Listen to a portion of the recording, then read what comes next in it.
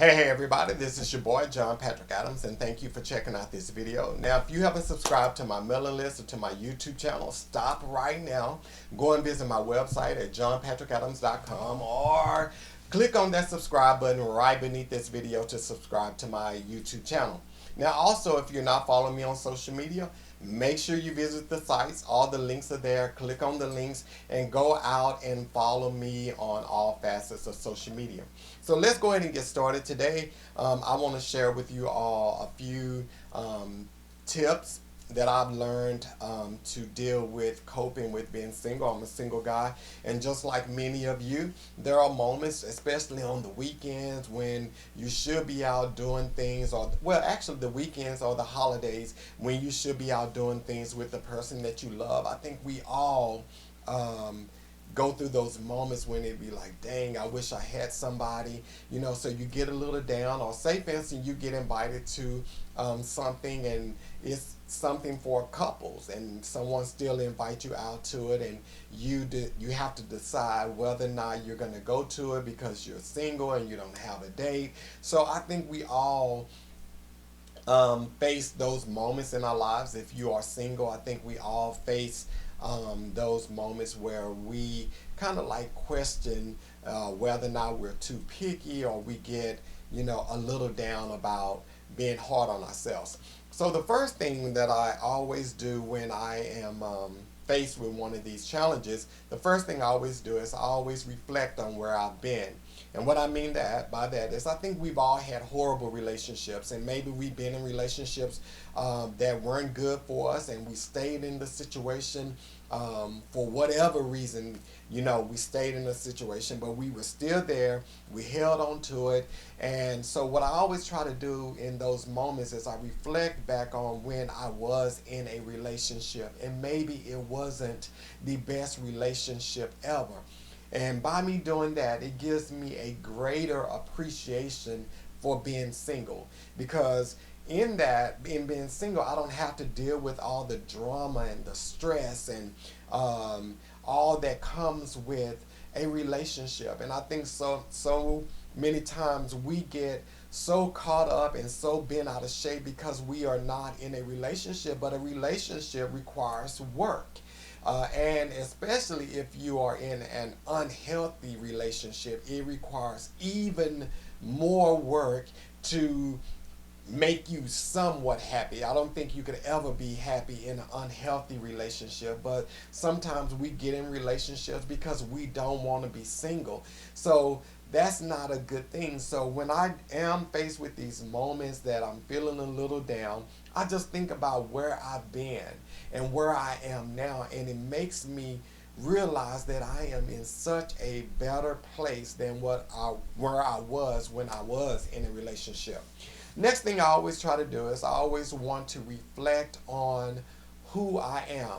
And one thing I always encourage people to do is, anytime you come out of a relationship, whether it's a good or bad relationship, you need to take time to get to know who you are. And that's something a lot of people never ever do. We jump from one relationship to the next relationship. We never ever get to know the person that we are today. And I've said it 1,000 times. Anytime you come out of a relationship, whether it is a good or bad relationship, you are someone new. You are a different person. You have either carrying baggage from that relationship, or you haven't learned from the baggage just yet. So anytime you come out of a situation, you should take just enough time to, first of all, get rid of the baggage, detox yourself from everything that happened in that previous relationship, and then get to know the person you are today, because depending on how that relationship ended determines the person you are today. So I always encourage anybody, take time to get to know who you are. And it's funny, I heard something one time that it's an equation, supposedly, depending on how long you were in a relationship, you should take half of that time to get over the person that you were in it. So for example, if you were in a relationship 20 years, you should take 10 years to kind of like detox yourself. Now, I don't know if it it's going to take you that long to get rid of that person, to heal from the brokenness that maybe that relationship caused. Only you can determine that. But you do need to take time to get to know the person you are. And I have been in situations, or I've been that person before, that I couldn't be alone. I had to be in a relationship. And that was one of the most detrimental things I believe I've ever done to the person I used to be. Not the person that I am today, but the person I used to be. That was one of the worst things I could ever do, because I just continued to take baggage from one relationship to the next. So you have to take time to get rid of all of that, heal from that, learn who you are, so you'll know where you want to go in the future. And that's the third thing I want to talk about, is where do you want to go in the future? And that's what you have to think. And I think this is something that only you can figure out when you know who you are.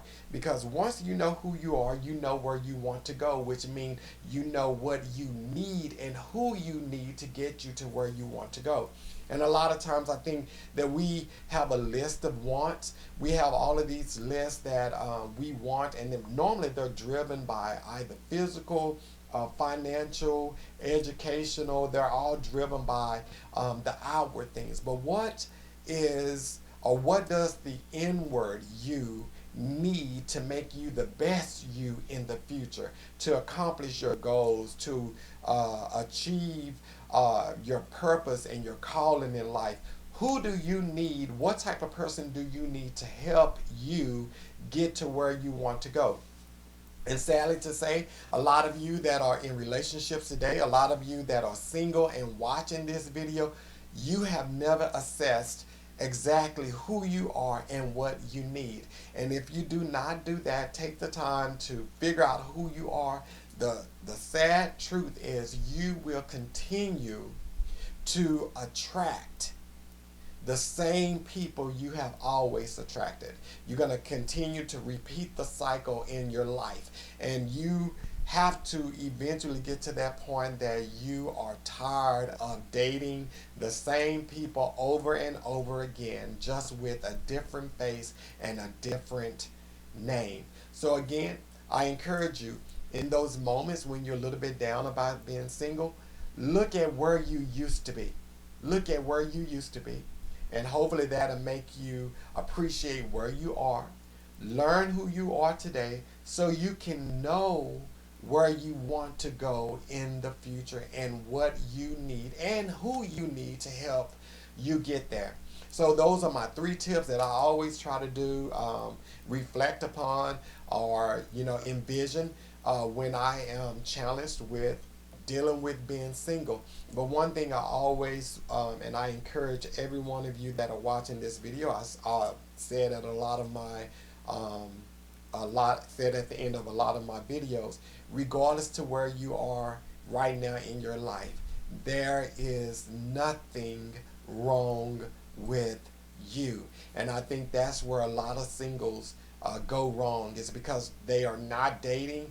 They believe that something has to be wrong with them because they are not attracting the people they want to attract. They're not dating. They're not in a relationship. They're not married, and so forth. And because you are not dating doesn't mean that something is wrong with you. It doesn't mean anything is wrong with you, and it doesn't mean that you lack anything. It doesn't mean that you're not enough. So do not put in your head in no way that something is wrong with you because you are not dating.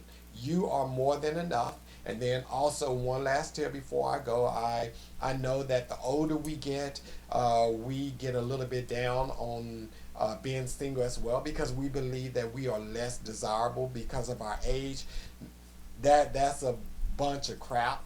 One thing I just encourage those of you that are older, if you are single and you want to date, be open to trying new things. Be open to, don't be so set in your ways, and don't be so hard, because I've learned that there are so many older daters that are carrying years and years and years of baggage, which makes you a little bit unattractive. So, for the older daters that are watching this video, try new things. Be open to trying new things. Clear your baggage. Don't be so set in your ways, and be open to learning new things about new people, and don't be so ready to just eliminate dating and jump into marriage. No, do the whole courting process all over again, get to know the person.